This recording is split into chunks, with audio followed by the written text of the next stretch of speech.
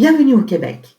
Je vous salue pour ce voyage vers un ailleurs où le domaine de l'éducation est vaste et passionnant et où les possibilités sont à l'aune de nos efforts.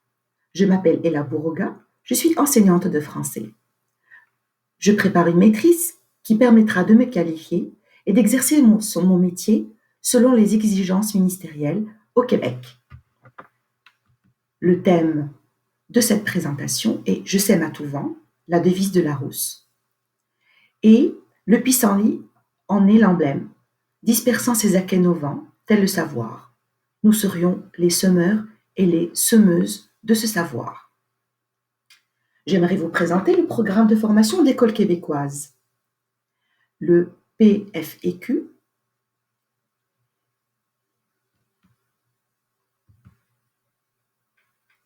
le contenu de cette présentation consiste en 9 points.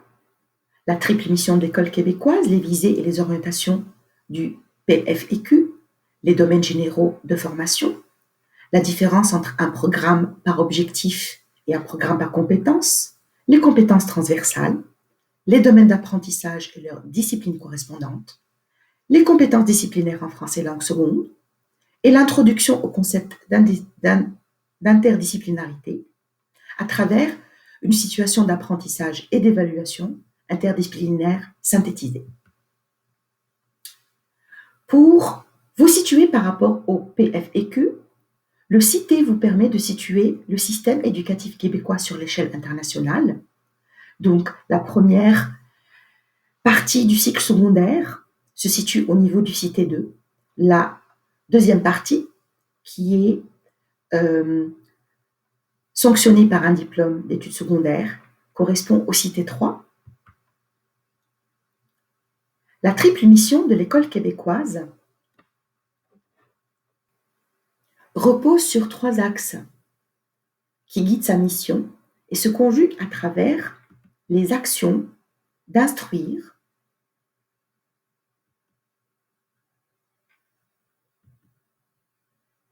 de socialiser dans un monde pluraliste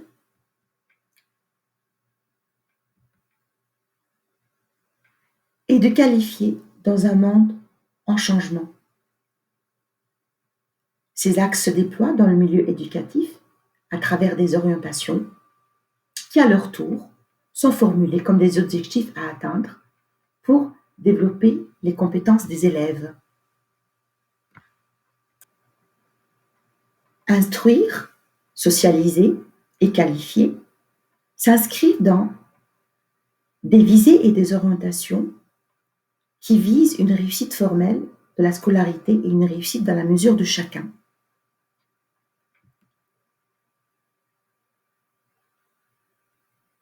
Par visée, l'on entend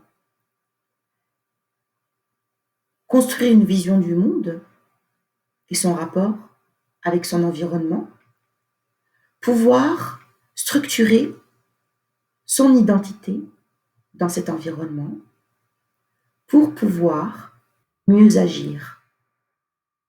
Ces orientations sont la réussite pour tous à travers une formation décloisonnée, une évaluation au service de l'apprentissage et non pas le contraire, et une formation qui est centrée sur le développement des compétences des apprenants et des apprenantes. Les domaines généraux de formation sont un grand ensemble qui allie des intentions éducatives à des axes de développement liés au savoir. Du côté des intervenants, ils guident leur initiative et programme. Santé et bien-être, médias, orientation et entrepreneuriat, vivre ensemble et citoyenneté, environnement et consommation. Les formes, à savoir que les programmes d'intégration socio-professionnelle, de francisation et d'intégration sociale ne font pas partie de la formation de base, mais qui selon les besoins de formation de l'adulte. Venons à la différence entre un programme par objectif versus un programme par compétence. C'est une notion d'ailleurs qui est souvent floue et vulgarisée par l'attribution de la compétence à l'apprenant et de l'objectif à atteindre à l'enseignant. Un programme par objectif est une approche reliée au courant behavioriste. Elle est supposée être externe à l'individu et se définit par le découpage des contenus disciplinaires et l'articulation sous forme d'objectifs pédagogiques. Ces objectifs énoncent les apprentissages attendus par l'étudiant, l'acquisition des savoirs, le développement des habiletés, qui sont séquentiels et fragmentés, alors qu'un programme par compétence est une approche reliée au courant constructiviste et qui consiste à l'intégration par l'individu de ses savoirs, des savoir-faire et des attitudes qui mènent à l'accomplissement d'une tâche.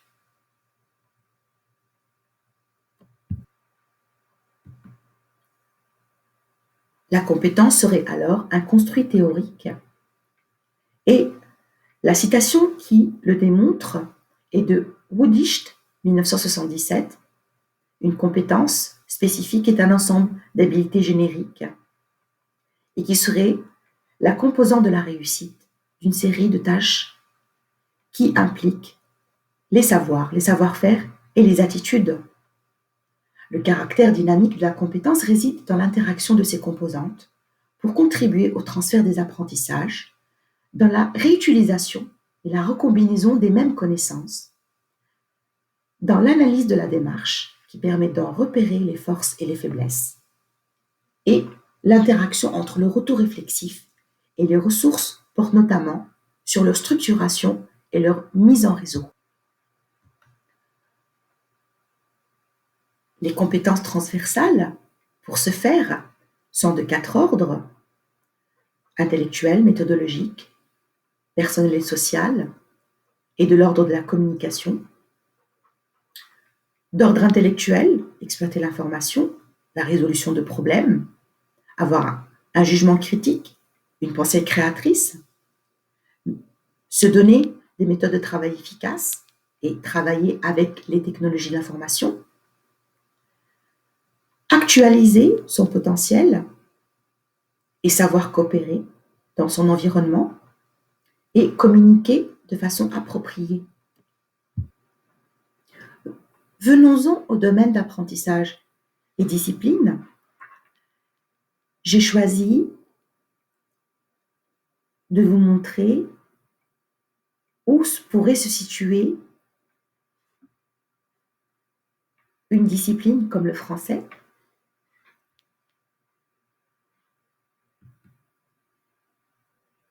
Les domaines d'apprentissage et leurs disciplines seraient langue, art, univers social, développement personnel, mathématiques, sciences et technologies. La formation générale et la formation générale appliquée est différente de la formation axée sur l'emploi. Quant à ses composantes, langue, art, univers social, développement de la personne. Pour en venir aux compétences disciplinaires, en français langue seconde, qui est ma spécialité, il s'agit pour les apprenants de savoir interagir en français, de produire des textes variés, de savoir lire des textes en français pour le programme de base et de savoir lire des textes courants et littéraires pour le programme enrichi. Cela nous emmène au concept d'interdisciplinarité. Je voudrais vous présenter ce qu'en dit Yves Lenoir, universitaire québécois, et qui fait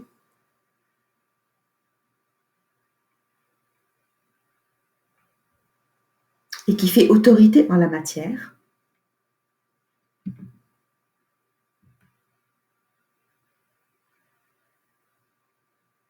Cela nous permet d'introduire une situation d'apprentissage et d'évaluation interdisciplinaire synthétisée.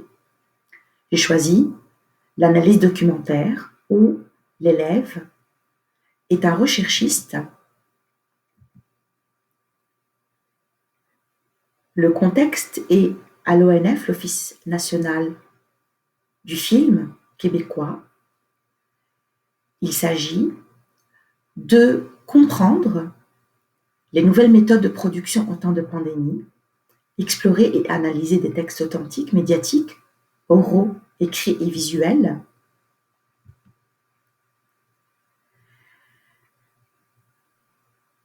Premièrement, l'élève doit découvrir les productions du projet La Courbe en visionnant et en synthétisant 2 des 7 films du laboratoire de création documentaire Au-delà de la courbe. En second lieu, présenter une production sous formes diverses, qu'elle soit montage d'extraits de films, de capture d'écran illustrés ou de présentation orale d'images de synthèse. L'interdisciplinarité consiste en l'alliage de la langue française, du domaine des arts et du développement professionnel, en découvrant les méthodes de production en temps de pandémie. Le domaine d'apprentissage, c'est le domaine des langues, et le domaine général, ce sont les médias. Voici un parcours de formation au secteur des jeunes pour faire la synthèse de notre présentation.